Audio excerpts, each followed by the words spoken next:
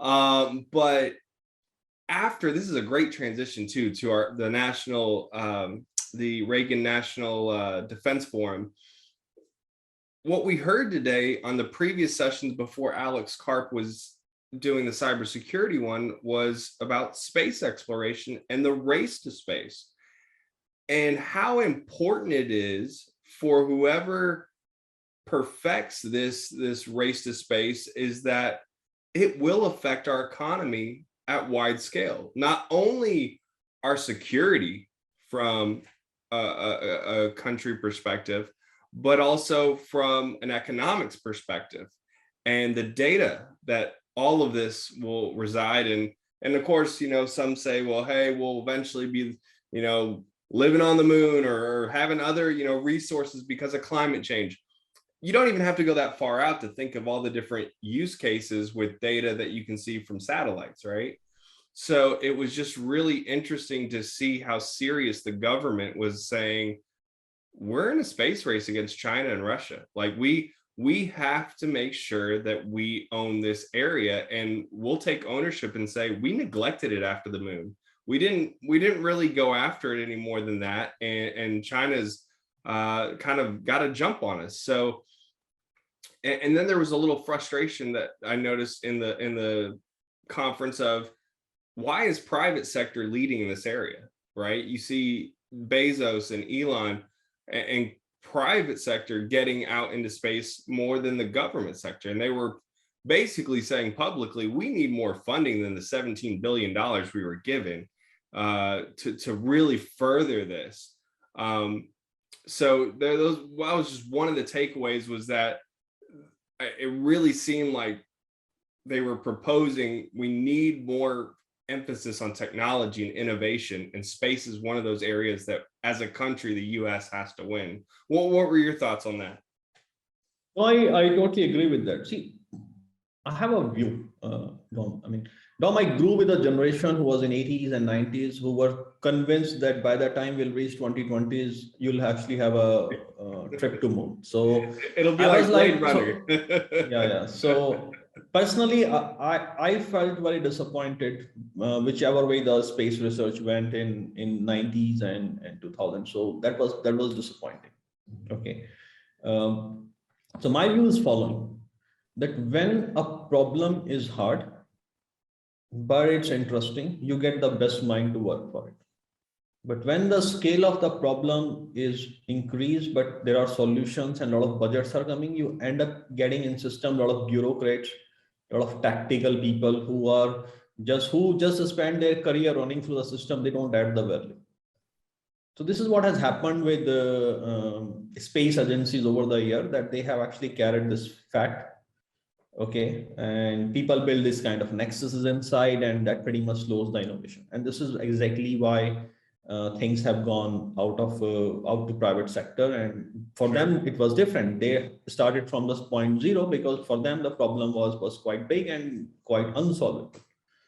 So I think it is very clear that I still don't know exactly like why everyone in the world kind of toned down the space exploration. I mean, the people can claim, but you need to see the decade of 60. I mean,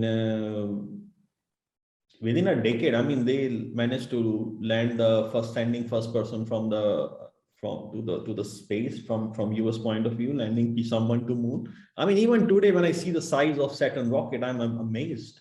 Mm-hmm. I mean, it was a monumental effort, and within like 2-3 years, they sent like so many missions to moon. Right. And now I believe, did Elon have renewable rockets too, right? Like it's reusable, like I mean, the innovation there. And I just always think about the data. I'm just a data guy. Like when I think about what our true currency is in the world, it's data, right? From every aspect, in my opinion, you can go crypto, you can go identity, you can go data. Now we're in a data war, right? And making that data usable with artificial intelligence. And that's kind of the other part that leads into what Alex was talking about with cybersecurity.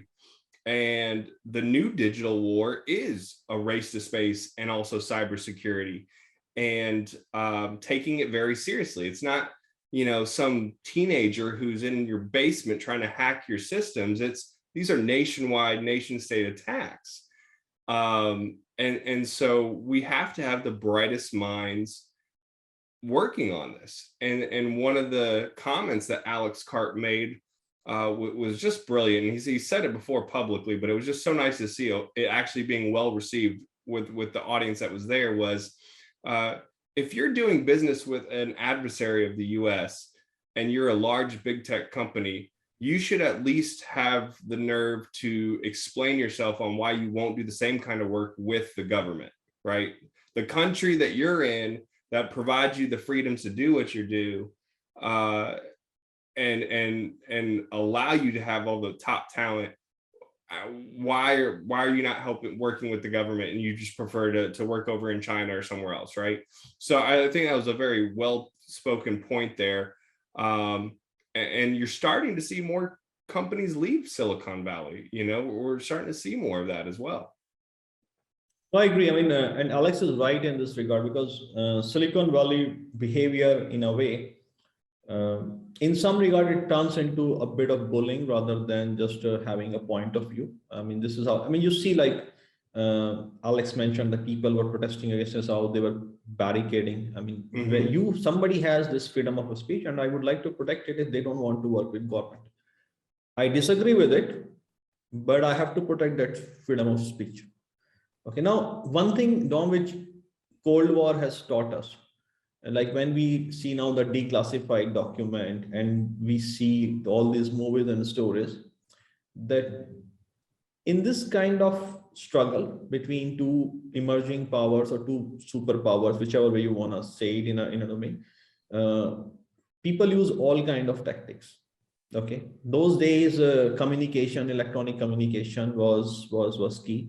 Nowadays, digital and data, cybersecurity, we have seen this kind of attack. So there is definitely, there are people sitting in US at different places who are on the payrolls of some other people outside US to influence things. We like it, we don't like it. There is no, we don't need a proof for it. It's just a matter of fact.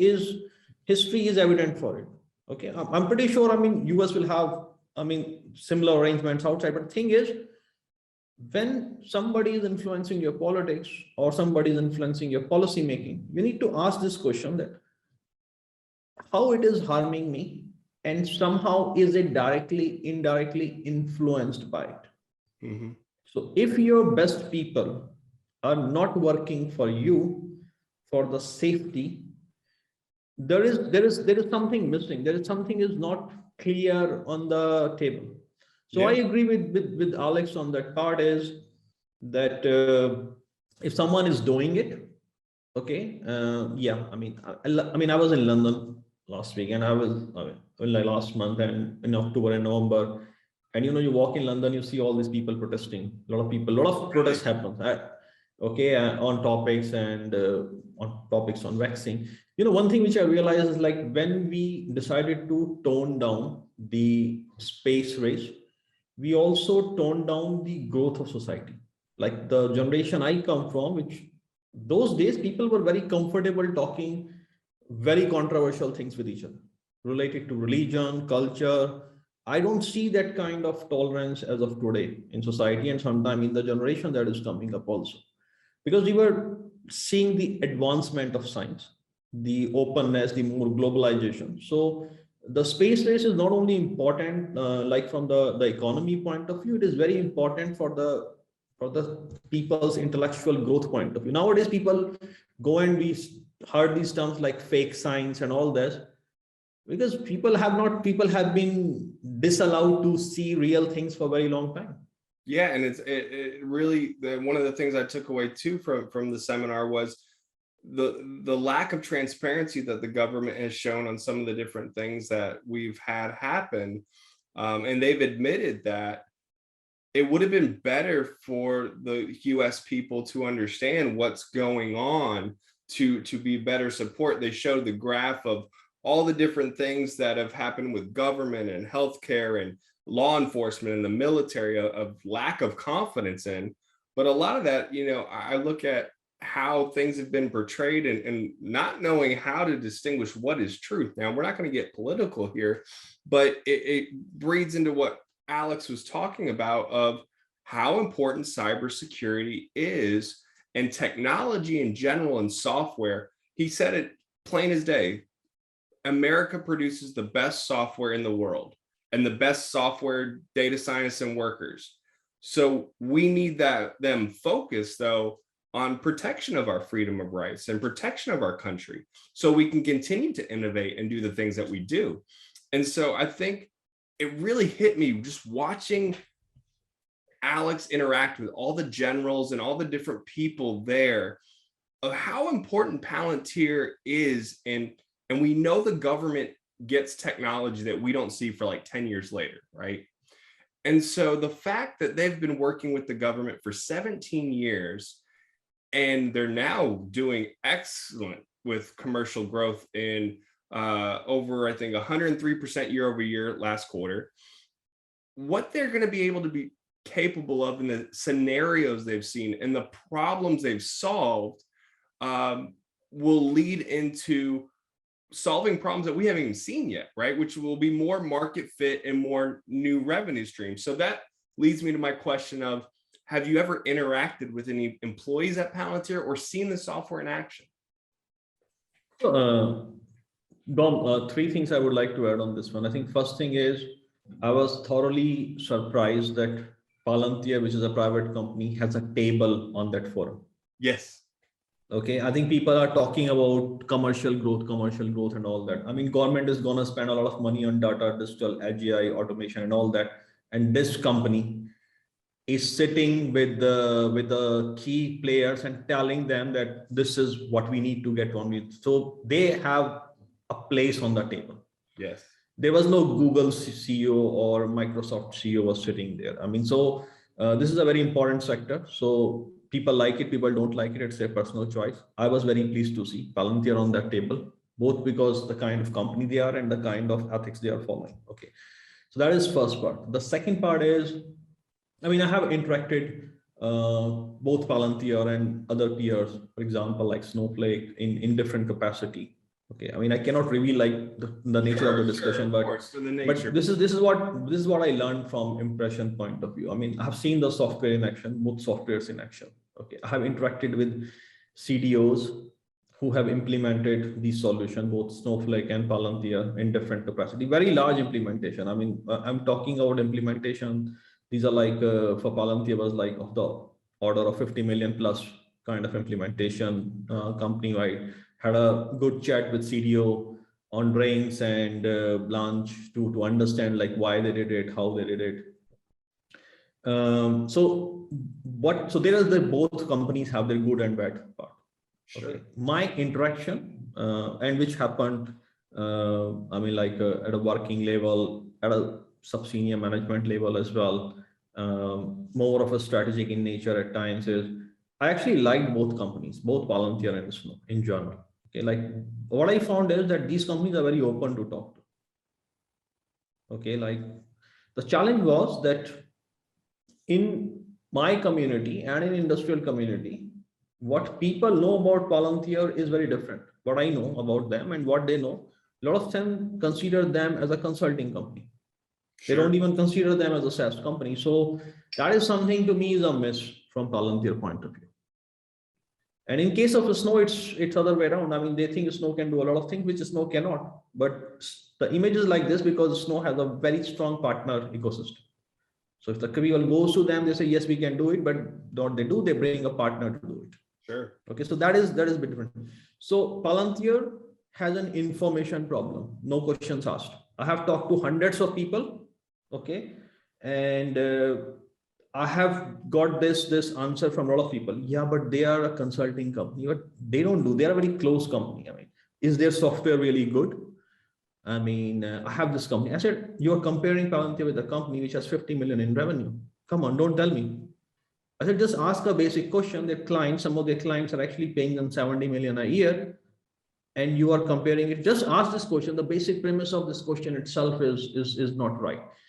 So, and Alex said, I mean, it's himself today that they are good at products and bad at sales. So this is true. This is true. He said it, and I was just thinking about, because I read an interview with another investor and company, and talking about how their culture was engineering first based, and the CEO realized that if we don't start prepping our marketing and sales people up on a pedestal and making that a focus, I don't care how good the product is, it's not going to scale, and the stock itself will not be successful. And so when he said that, I cringed, because I knew it was true, but it's like, but do you understand you have to get better at sales and marketing? And we've seen the marketing efforts.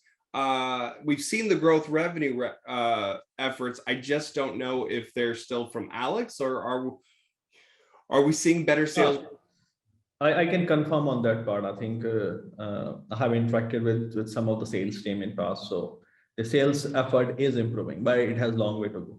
Okay. So like, for example, when I compare like Snowflake and Palantir, Snowflake sales team interaction was some of the best I had in my whole career. Wow. I mean, these people were very open. They approached, they reapproached, they confirmed 20 things. They came with ideas. Why don't we do something like this? Why don't we do something like this? The interaction with Palantir was very pleasant. And I said, okay, we want to work in a certain way. And they were very open, like what they can do, what they cannot do. Okay. And they agreed. But when it comes on like idea generation, okay, I think I found like Snowflake was a bit more proactive on that part. That is also because of the nature of the solution as well. Okay. Sure. Now, here is the main challenge I think I see. And this is where I see Palantir is actually improving a lot, but the results will come later. For a digital company, the capability and flexibility to meet clients where they are today is the most important part. Most definitely. For a very long time. I heard Frank Sluthman, the Snowflake CEO, say those exact words on a recent CNBC interview. And it seems like both companies are very customer obsessed, which is important. Yeah. Sorry, I cut you off. No. So when Palantir initially came with this idea of working with large companies and big solutions all together, with everyone has $5 million budget and more to spend upon, Palantir was not exactly doing that. They had made an archetype, and they will work with that archetype, and they will work in a way they wanted to work. They come up with their 9-layer suite of whole ERP system. And this is actually very different today. Snowflake was very simple. It doesn't matter where you are. We see what we can solve, what we cannot solve. We bring someone else, but they were like more flexible. So even if you forget Palantir and you say Snowflake only as a data warehouse, I mean, now they define themselves as a data cloud, data platform company. And you compare themselves with AWS and Google, like the Redshift and the BigQuery and now the Azure. You see, Snowflake is an optional tool. I mean, you can build your whole digital ecosystem without Snowflake. You don't need them. And when you see this paper exercise, you will see that, yeah, I mean, I don't see like why they are, but the moment you see them in action and the moment you talk to their client, the whole story is different. It solves so many pain points that even these large tech companies cannot solve it. So even with Amazon's new serverless edge compute that they just came out with Redshift, still no worries that Microsoft and because basically Amazon's come out with their solution now that you can load up your data and they won't charge you until you need it. Microsoft's on the way of doing the same, but you're saying the flexibility and the problems that Snowflake solves makes it really hard for a customer to want to leave Snowflake. Yeah, I mean, you talk, listen to the customer. I mean, like data IQ. Like, thing is, can AWS do it? Yes, but now you see the process how AWS do is. How many site reliability engineers you need? One thing is what you can do. Second is the complexity that is involved in doing, and financial analysts don't cover that. That's true. So when you talk to like people, okay, what you are doing, how long it takes, what's your overall architecture look like, how many people you need in terms of art. So that time I realized that, yeah, I mean, Snow is pretty good. Now thing is, Palantir is even better in terms of solution, but the problem is that Palantir is not a data solution. Palantir is a ERP solution in a general. Okay, it's not just giving you that. I mean, so now what I'm seeing is that Palantir is more flexible. They are okay. I mean, they say, okay, we just want to solve a certain portion of your problem. That's fine. They are okay with that. And again, I mean, Palantir, like Alex's team has said, I mean, they're like 500 products. So that means you can make thousands of products out of Foundry, to be honest. And this is what they are doing now, is like putting things together like a hyper auto, like in terms of carbon module. So question is, why it's not happening a lot? Why they are only having 2-3 products? And there are two key challenges they are facing. The first thing is they are building operating system. They don't know the problem until and unless someone come to them and say, this is the problem I want to solve. And then they solve this problem in some sort of business framework and objective. Palantir has to become a self-service platform. That means if I have a problem I want to solve, I should have access to that platform in some capacity, some module under some different business models, where I can just take some pieces of it and I can make a solution out of it. Because the moment you turn Palantir into a marketplace kind of a solution for B2B, the whole story is different. And there is no point of building. Financial growth goes. It starts scaling faster than you can imagine. Yeah, and there is no way that you have this product with 500 modules. Clients will never know. Clients will not know these modules in 10 years down the line. There is literally no way. The only way you make these modules and unleash the power of these components by unleashing it. So that is one. The second challenge they have is, so like first thing is they have to become like this kind of a self-service platform. Okay. So you like, for example, you like the modularization then? You're in support. I like the idea that they're going after verticals and problems, because if I'm an energy company or they even came out with a crypto blockchain one recently. If I'm a company that has this specific problem and there's a lot of other companies of similar size, they probably have that problem too. So you've now figured it out and you can start going after problems. And when you start solving problems and selling to problems, it's a lot easier to get POs and purchase orders because you're now giving something that's worth that return on investment because you've proven you can solve that problem.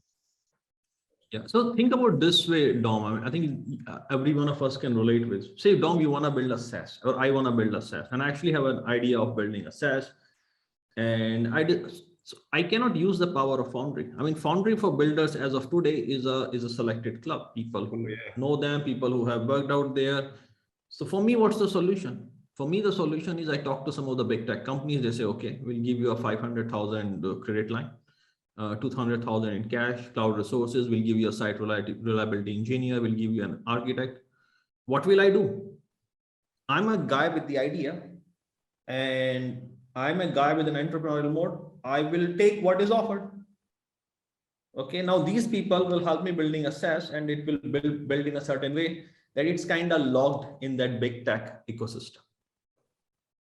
Okay, because that's the reason they provide these things. Okay, so and 99% people who have ideas, they do not have ways to approach Palantir or companies like that.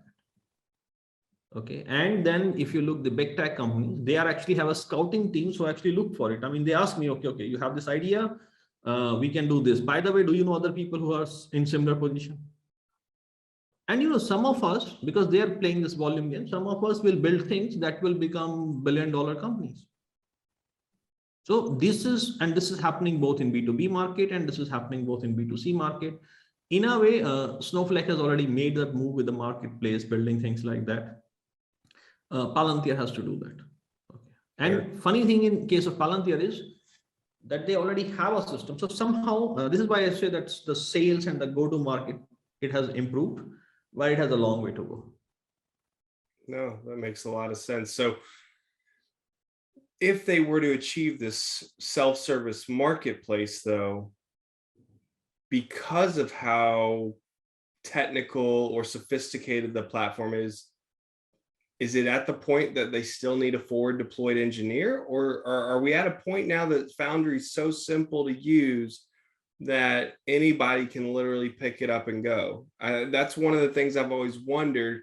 They said that they've been deploying Foundry faster. What used to take 6 months takes 2-3 weeks. Apollo has allowed them to not have to hire as many heads, so they're auto updating at the edge real time. But I still feel like, is it literally any IT team could take that product and use it for their specific needs? Does that make sense? It makes sense. So think from this point of view, Palantir can only expand employees with a certain pace. If all implementation of Foundry are going to be so much employee dependent, even for the simplest of solution, Palantir is always constrained by themselves for growth. So think about this. Let's say Palantir see a problem in a sector. They go and they build a SaaS solution for it. Using background is Foundry, but it's a SaaS solution. Okay, let's say simple solution like Evernote. Palantir say we are building a online notepad, but it has a very high security feature, blah, blah, blah. The question is, once they do it, they don't need to sell it. I mean, if it's good, people will eventually pick it by themselves. So for example, if I have to go through with every implementation with the proper sales force and with all these challenges, hiring forward deployed engineers and all that, I'm always constrained in terms of growth. So at least there has to be some business model and some sort of implementation that can run using global resources and people can do it at their will.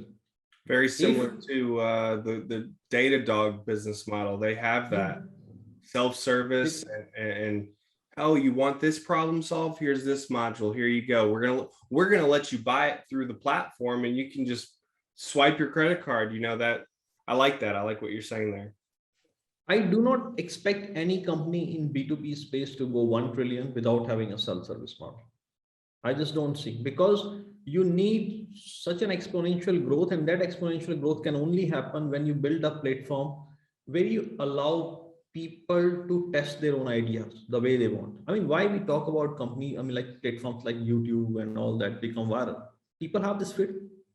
I mean, we talk about companies like Shopee, because Shopee literally give people so much flexibility in terms of running their own e-commerce business, which Amazon, even with its partner program and marketplace, was not able to do. Right. So whenever you have a company like this, which can make this self-serving ability, yeah, they are going to be the dominant one. And at this particular point, they have a product which is ready for it. Yeah, but they don't have the sales team and the go-to-market. Doesn't the self-service also help with the fact that if I don't have the sales team, making it self-service kind of helps remedy some of that? Yep. Excellent. So again, I mean, like the company is very secretive and the way they work does, but I mean, I'm speaking on customer behalf. Like, this is what you come to sell me and I'll buy.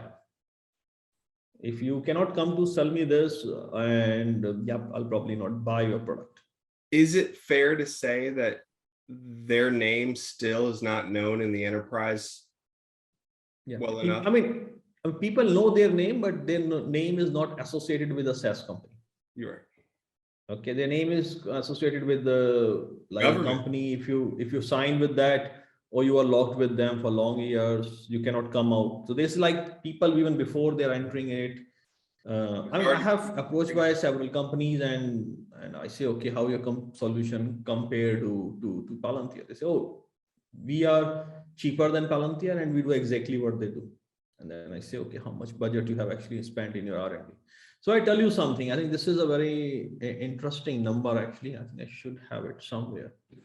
So I was watching the number of patents Palantir has, I mean, like including which are inactive, which are currently under consideration, like they have filed but not yet granted, and how much Snowflake has. And I look for other companies like C3I or something like that as well. Sure. So Palantir number was almost near 600. Okay, like I know people publish like how many, this is a new patent, but Palantir actually has, and a lot of these patents are active, 600 patents. Just to give you an idea, like C3AI, I mean, I was looking, was like 19 patents or something like that. So somebody comparing, and out of that, I think only 7 are active or something like that. I mean, roughly close to that.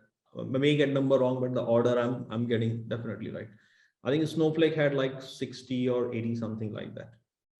So today somebody asked me, a C3 AI is a competition for Palantir Snowflake? No, C3 AI is not even a good company in my opinion. I mean, yeah, people can say, oh, see their income statement and their balance sheet, they spend this much on R&D. I mean, see how much they are spending on their marketing and promotion and sales and other things. But yeah, I mean, at the end of the day, when you do something, you need to show, I mean, what different kind of, and in SaaS environment, I mean, I don't know how different people treat it. I personally see that for enterprise clients, having IP protection and IP advantages are critical. Oh yeah, for sure. I mean, and then you look at the security concern of they're FedRAMP certified, but not only that, they're IL5 certified. They're one notch away from the highest certification you can get with the government. From a SaaS perspective, you look on that graph and you see Salesforce is way down here and all these other ServiceNow, and so I think it's just a matter of time